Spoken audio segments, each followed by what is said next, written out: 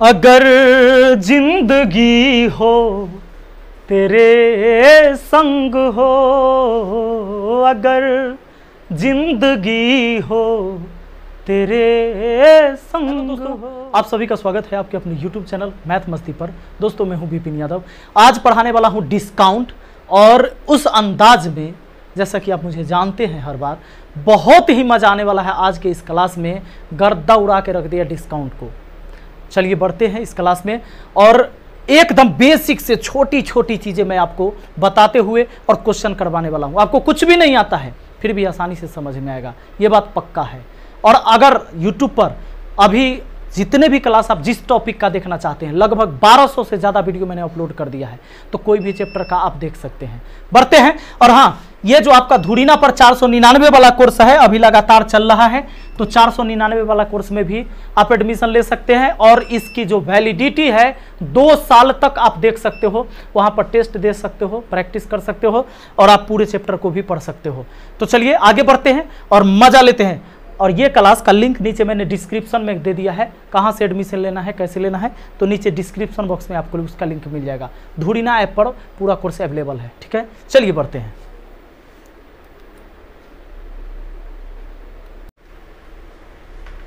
Hello दोस्तों, आप सभी का स्वागत है धुरीना पर। दोस्तों मैं हूं विपिन यादव, और चलिए आज शुरू करते हैं डिस्काउंट, और एकदम बेसिक से पढ़ेंगे डिस्काउंट का, क्योंकि ये पहला क्लास है डिस्काउंट का। तो भैया सबसे पहले क्लास में आपको पता है कि हर टॉपिक में हम सबसे पहले बेसिक चीज़ पर बात करते हैं। तो डिस्काउंट का मतलब होता है छूट। और ये छूट कब होता है? जब कोई दुकानदार किसी वस्तु को बेचता है तो वो बेचते टाइम छूट देता है। छूट क्यों देता है? ताकि ग्राहक फिर से आए उसके पास। ध्यान दीजिएगा। तो सबसे पहले अगर मान लीजिए कि कोई सामान का दाम 100 रुपया है और आपको 10% छूट पर मिल रहा है, यानी कि आपको छूट दिया गया 10%। इसका मतलब है कि वो जो छूट है ना, वो छूट कितना है जानते हैं? 100 का 10%। परसेंट से 2 जीरो कट गया, यानी 10 रुपया हो जाएगा। तो ये छूट हो गया। आपको सामान कितना में मिला? तो आपको सामान यानी वो जो बेचेगा दुकानदार, वो बेचेगा कितना में? 100 में से 10 छूट करके, यानी 90 में। देखिए एक बात, आप चाहें तो अगर मान लीजिए कि अगर 100 रुपया का सामान है, MRP कितना है इसका? 100 है, और आपको छूट मिल रहा है 10% का। छूट कितना का? 10% का। तो वह बेचेगा कितना में, या आप कितना में खरीदेंगे? एक का विक्रय मूल्य, दूसरे का क्रय मूल्य होगा। तो अगर आपको केवल खरीदे कितना में ये बात जानना है, तो 100 का 90% निकाल दीजिए। क्यों? क्योंकि 10% तो छूट है, यानी 90% पर सामान बेचा जा रहा है। प्रतिशत से 2 जीरो का कट जाता है हमारा, ये 90 रुपया हो गया ना। तो ऐसे भी 90 यहाँ आया कि बिकेगा कितना में? 10% छूट देंगे तो 90 में। यहाँ भी, यहाँ क्या किया मैंने? छूट नहीं निकाला, डायरेक्ट जिस रेट पर बेचना था वो कर दिया। ये सारी चीज़ें आप प्रॉफिट लॉस में भी पढ़े और समझे होंगे, परसेंटेज में भी। दोस्तों आज आपको बात करना है कि 2 क्रमिक छूट, ऐसा रहेगा कि 2, सुनिए, 2 क्रमिक छूट के बराबर एक छूट। 2 क्रमिक छूट के बराबर एक छूट क्या होता है? तो x + y माइनस XY बटा 100, और इसको हम बोलेंगे प्रतिशत में, ठीक है। 2 क्रमिक छूट के बराबर एक छूट होता है x + y माइनस XY बटा 100। जैसे मान लीजिए कोई दुकानदार पहले 20% का छूट देता है और दूसरा छूट 10% का देता है। अब आपसे ये पूछा जाए कि ये दोनों छूट किस एक छूट के बराबर होगा, तो आप फार्मूला लगा लीजिए।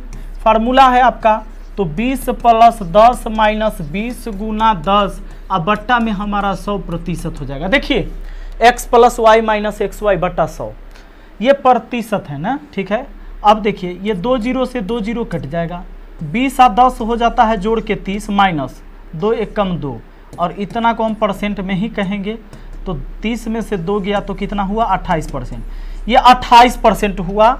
ये 20% और 10%, 2 क्रमिक छूट किस एक छूट के बराबर हुआ? 28% के बराबर। आप कहेंगे ये कैसे हो गया भैया?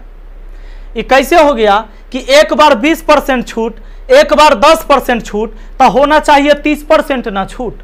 ये देखिए दो क्रमिक छूट का क्या मतलब है।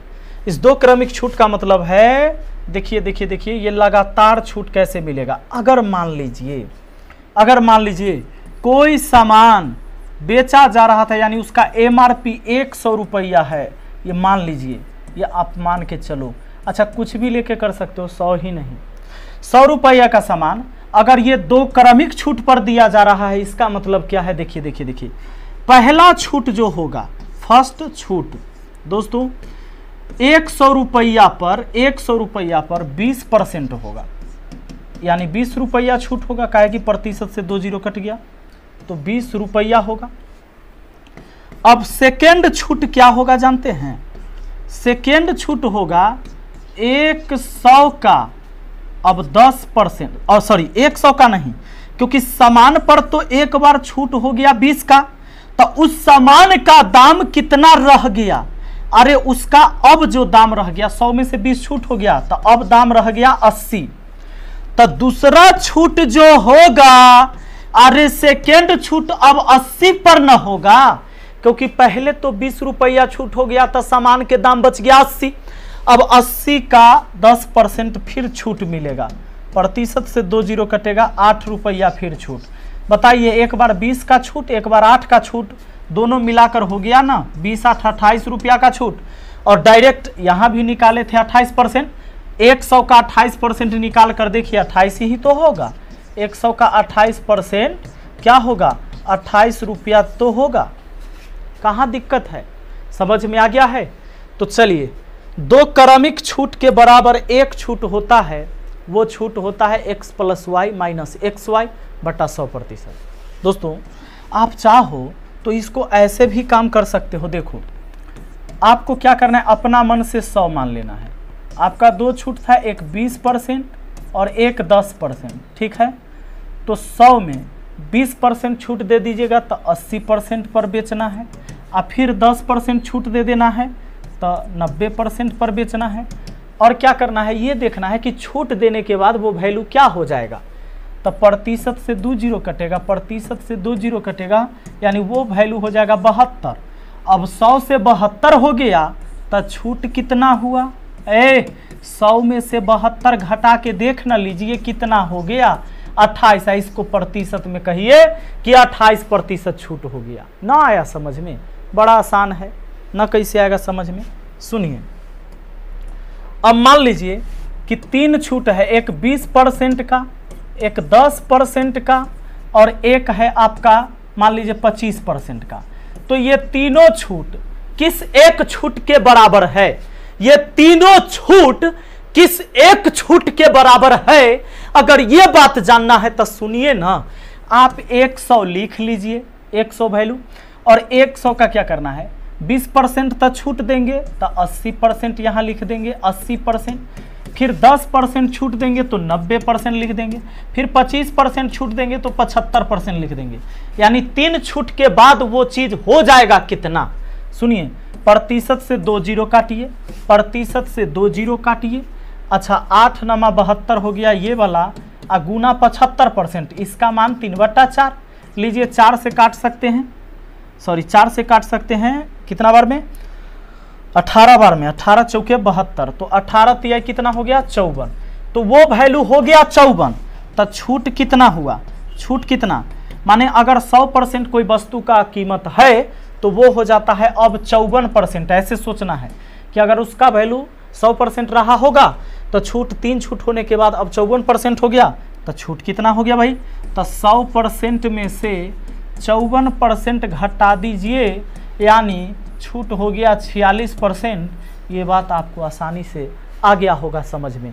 तो अगर 2 छूट रहे तो भी ऐसे काम कर सकते हो, 3 छूट है तो भी ऐसे काम कर सकते हो। अच्छा आप ऐसे भी कर सकते हैं, देखिए ना, जैसे पहला वाला फॉर्मूला नहीं देखे, वैसे भी काम ही हो सकता है।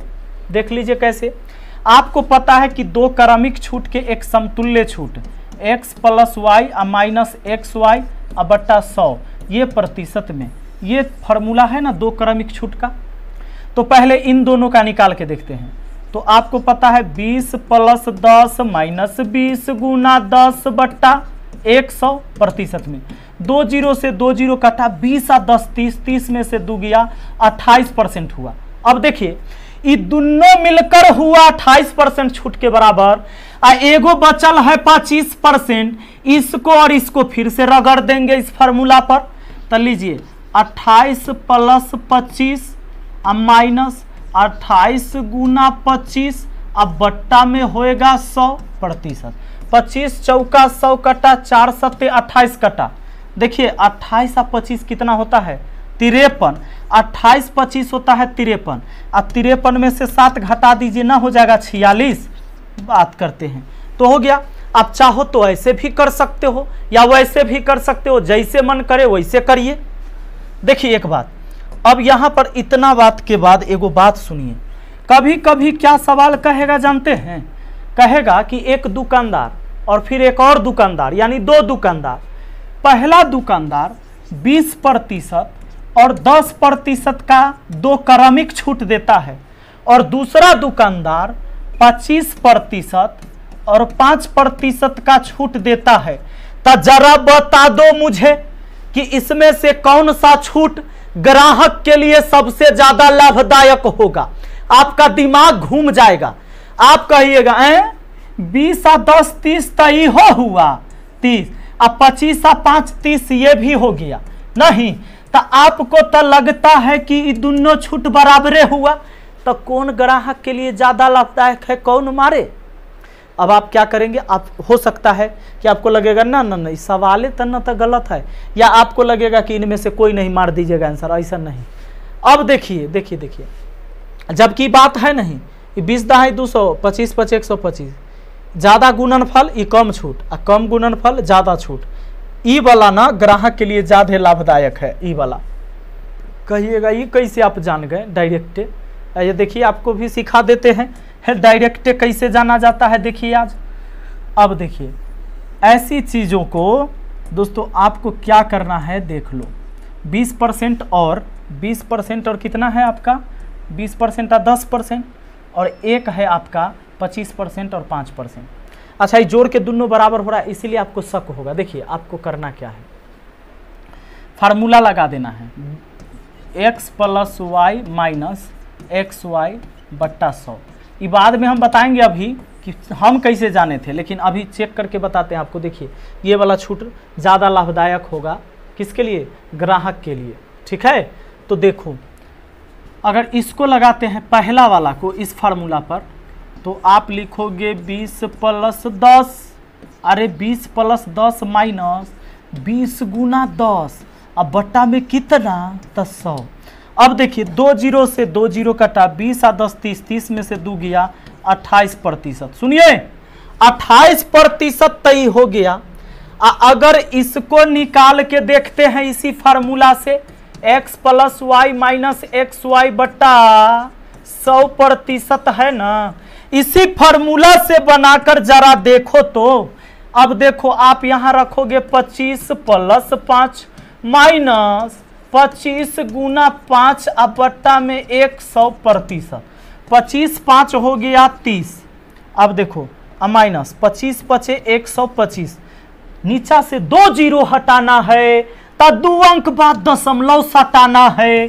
लीजिए प्रतिशत में आना है, 30 में से गया 29, 29 में से 0.25 घट जाएगा तो 28.75%। बोलिए ये आया 28.75% का छूट, और जबकि ये वाला आया था 28% का छूट। तो ज्यादा छूट यही ना है, तो जो छूट ज्यादा वो होगा ग्राहक के लिए ज्यादा लाभदायक। नहीं समझे, बिल्कुल समझ गए होंगे। तो सबसे ज्यादा लाभदायक ये हो जाएगा ये वाला छूट, और ये है आपका, इसको बनाकर लाया था मैंने। तो बोलो पता चल गया ना, पहले ही कहा था।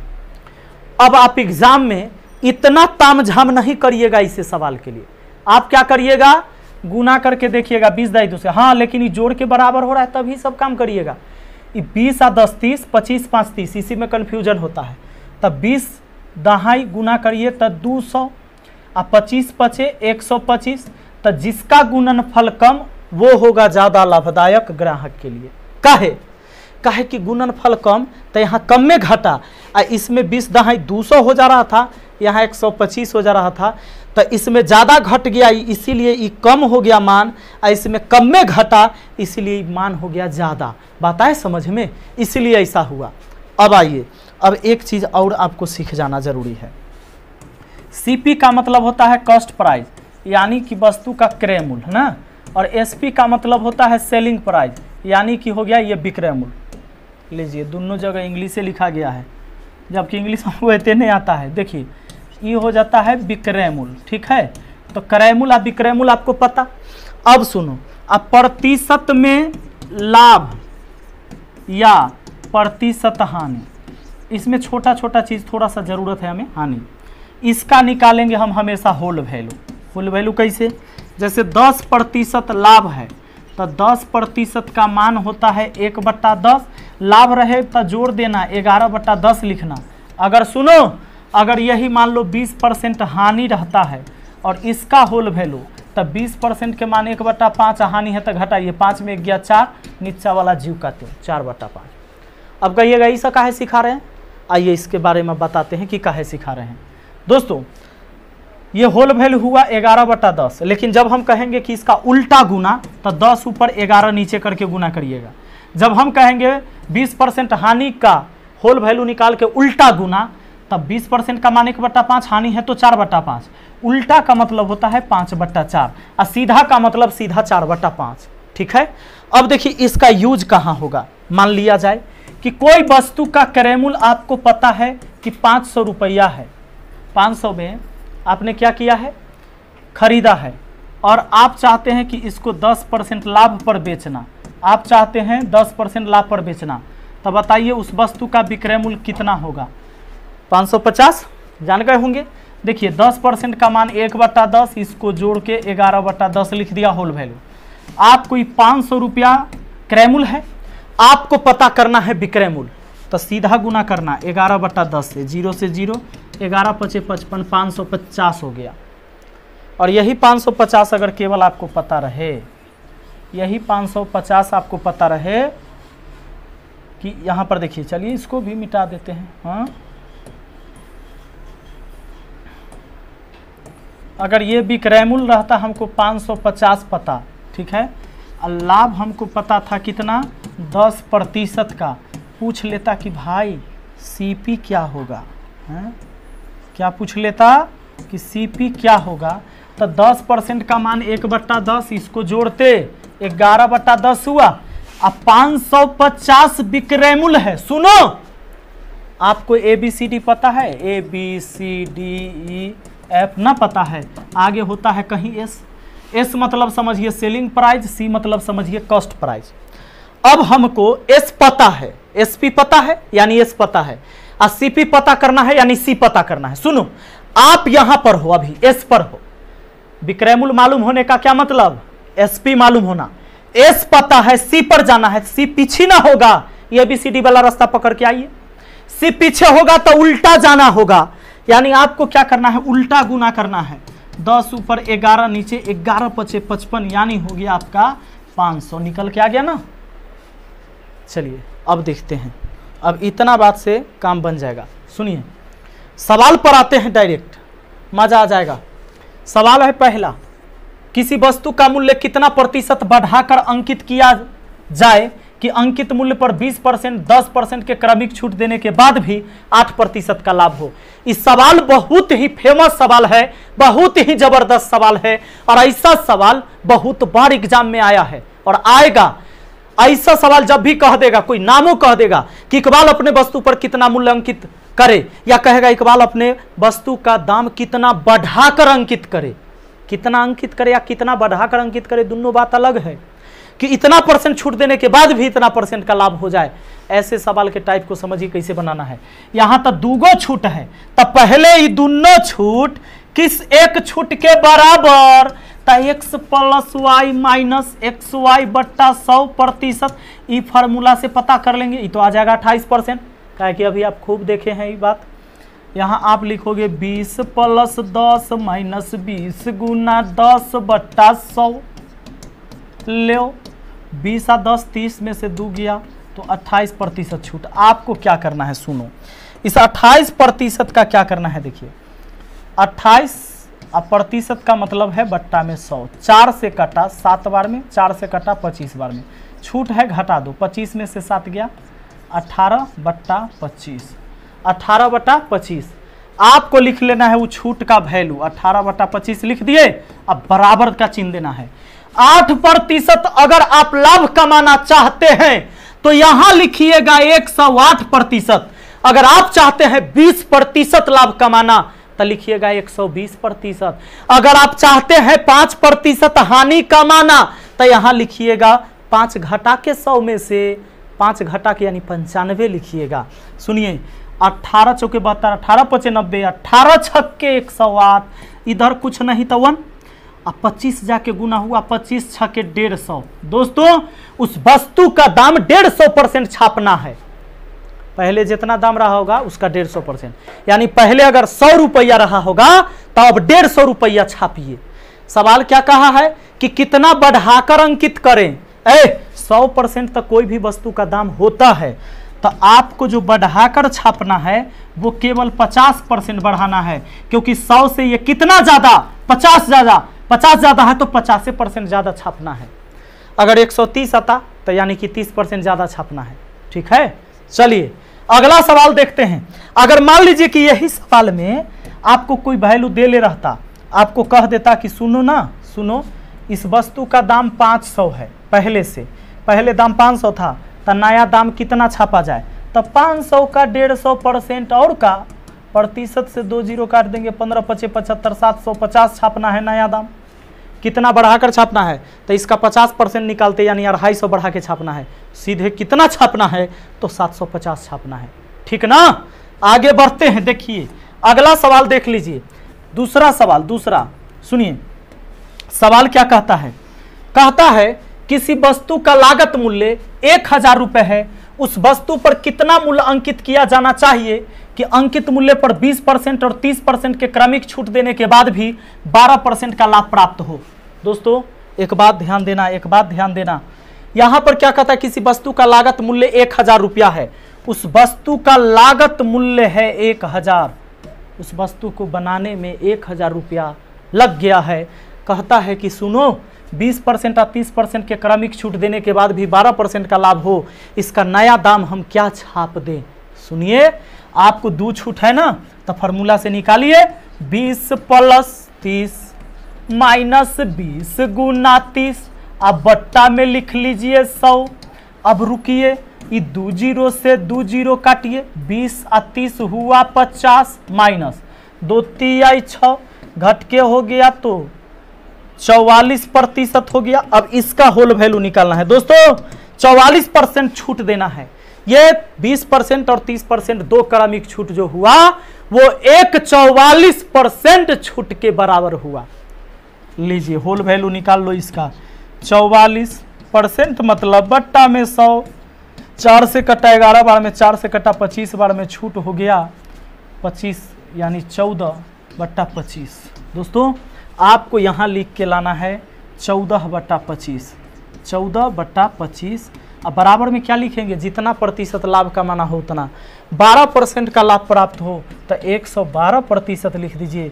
14 8 बलोतरा से 1 = 25 8 200, 200% छापना होगा, यानी उसका MRP जो लिखना होगा ना, जो हमारा लागत मूल्य था 1000, उसका 200%। 200% का मतलब, सॉरी 1 जीरो कटता, 1 जीरो रहता, यानी कि 2000 रुपया छापना होगा। 1000 के सामान का दाम 200% छापना है, यानी 2000 छापना है। आ रहा है ना समझ में? समझ में कैसे नहीं आएगा, देखिए आगे बढ़ते हैं। अगला सवाल हमारा 3 नंबर कहता है किसी वस्तु का अंकित मूल्य 5000 रुपया है, उसे 10%, 30%, 40% के क्रमिक छूट पर बेचा जाता है तो उसका विक्रय मूल्य क्या होगा, उसका विक्रय मूल्य क्या होगा।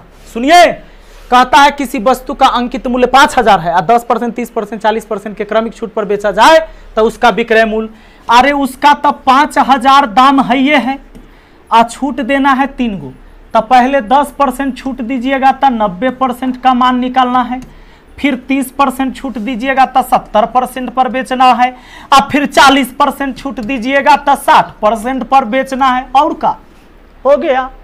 हल करते हैं इसको।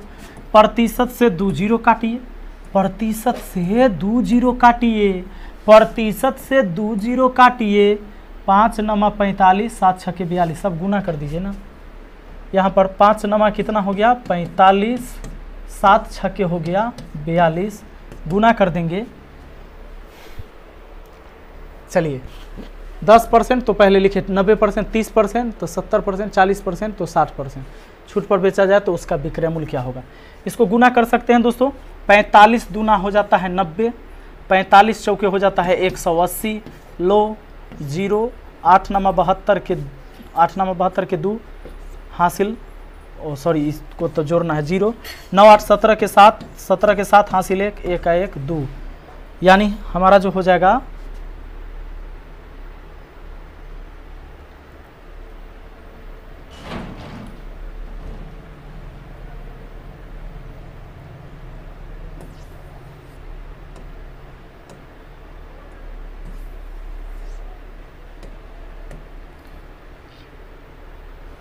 अगर इसको गुना करते हैं तो 45 दूना हो जाता है हमारा 90, आगे फिर 45 चौके 180, 0 9 ये 8 1 1890, यानी दोस्तों ये हमारा हो गया 1890 रुपया।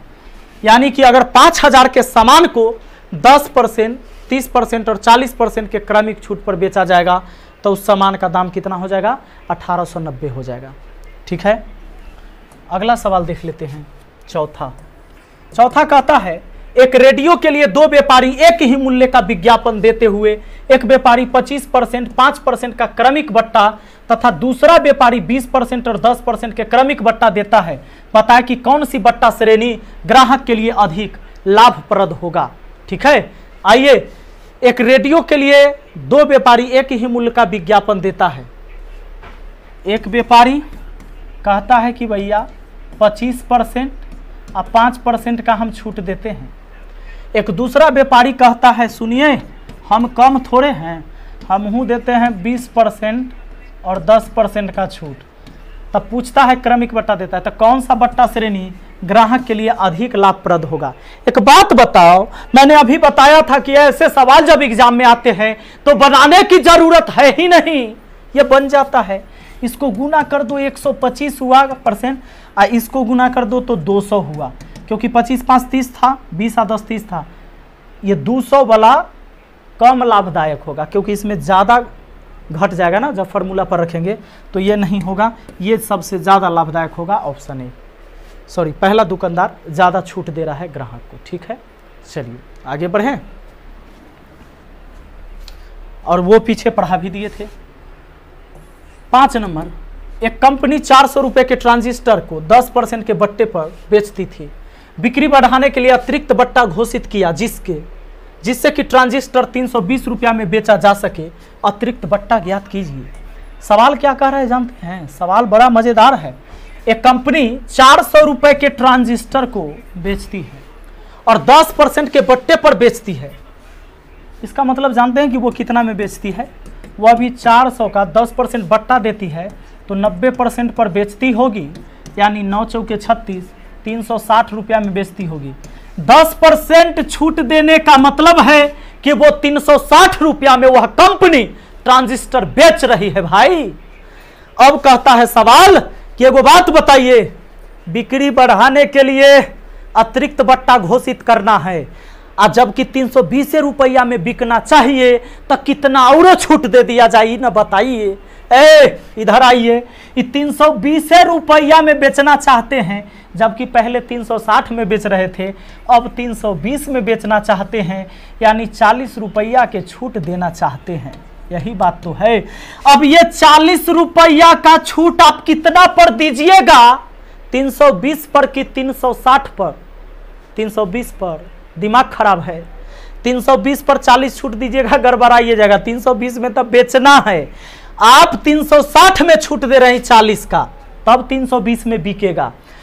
तो ये 40 का छूट कितना पर? 360 पर। अब प्रतिशत के लिए हम करेंगे 100% से गुना।